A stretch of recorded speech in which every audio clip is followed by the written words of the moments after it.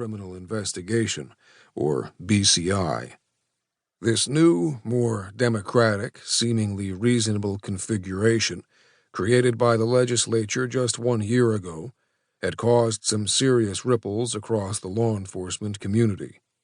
It had provoked deep resentment from the state police, whose BCI officers were now restricted to more localized coverage areas, and had to hand over their major crimes to VBI. "I like it a lot," I told him, absent-mindedly running a piece of sandpaper along some wood I'd just cut out on the table saw. "People are still getting used to us, but we've gotten high marks from the ones we've helped. Is that why you're here?" But he wasn't being rushed. "I heard the state cops weren't too happy." I repressed a sigh, irritated both by the familiarity of the topic and that it was being voiced in this one place of retreat. I hadn't done much woodworking since I was a kid on the family farm upstate, but once my brother Leo made me a gift of our late father's refurbished tools, right after I'd moved in here, it had become a reborn passion. Some are, others aren't. If any of their detectives want to go back to doing statewide major crimes, they can sign up and join us, and keep their bennies intact. Not that that's any secret. Most of our agents are ex-troopers anyhow. My bet is the majority of bent noses either belong to people who don't know what we do, or who were turned down when they applied.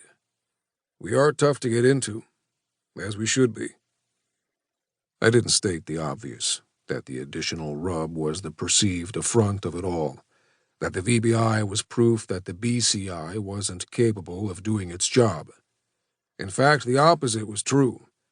BCI had been so successful the politicians had merely opened up the opportunities it offered to a wider pool of qualified people.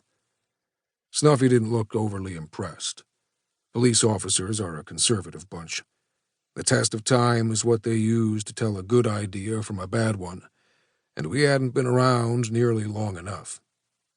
"I suppose," he said vaguely, idly running his finger through a thin film of sawdust on the table saw's otherwise gleaming black surface. I figured I'd now fulfilled my social obligations. It was Saturday, and despite Snuffy's having driven so far for whatever reason, I was eager to get back to what I'd been doing. "So you got something on your mind, or are you just running away from your paperwork?" He smiled and shook his large, close-cropped head.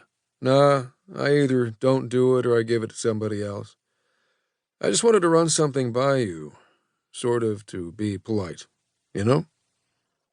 I wasn't sure I did, but I nodded to keep him going now that he'd finally gotten started. "We had a burglary at Tucker Peak last night, one of the condos. The owner had a watch stolen and a bunch of other stuff. We spread the word as usual, but it's probably a little early yet."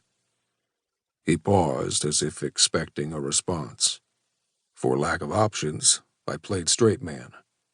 "Nice watch, huh?" He raised his eyebrows. I had apparently done well. "Oh yeah, $20,000 worth." I whistled. "Jesus. What else did he lose?" "Some jewelry, plus the standard portable stuff. A small TV, a cordless phone, a couple of radios, some silverware. About 30 grand total, but it was the watch that turned his crank." Another lull. Another nod from me. "Too bad." "Yeah, well, he said he wanted you guys in on the investigation." That caught me by surprise. I put the piece of wood down on the bench before me. "No kidding. He asked for VBI by name?" Snuffy frowned slightly. "Yep. Said he was a friend of the governor. Wanted the best of the best. Not a bunch of deputy dogs." He stopped again, but this time I knew he was fishing for more than an encouraging head nod. "You tell him to eat shit?" I asked. He laughed, obviously pleased with my response. "Not in those words, but yeah, sort of. What pissed him off is that one of my men moonlights as security for the mountain, which made the